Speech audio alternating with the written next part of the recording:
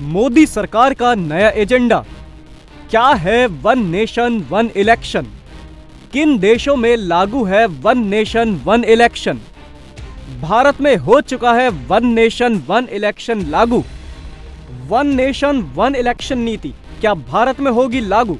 इस बात का जिक्र आने के बाद से ही हर व्यक्ति के मन में यही सवाल है कि आखिर ये नीति क्या है। दरअसल मोदी सरकार ने 18 से 22 इस सत्र को लेकर अब कई तरह की अटकलें लगाई जा रही हैं।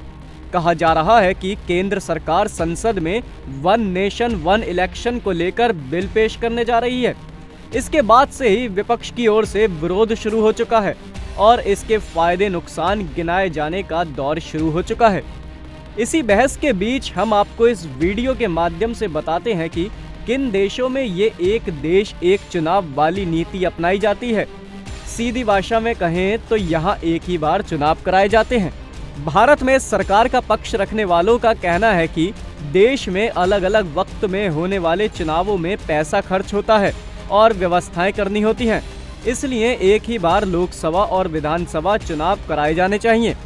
खुद प्रधानमंत्री नरेंद्र मोदी भी इसकी वकालत कर चुके हैं, जिसके बाद इसे लेकर सरकार संसद में बिल पेश कर सकती है। दुनिया के कई देश पहले से ही वन नेशन वन इलेक्शन के फॉर्मूले पर चल रहे हैं।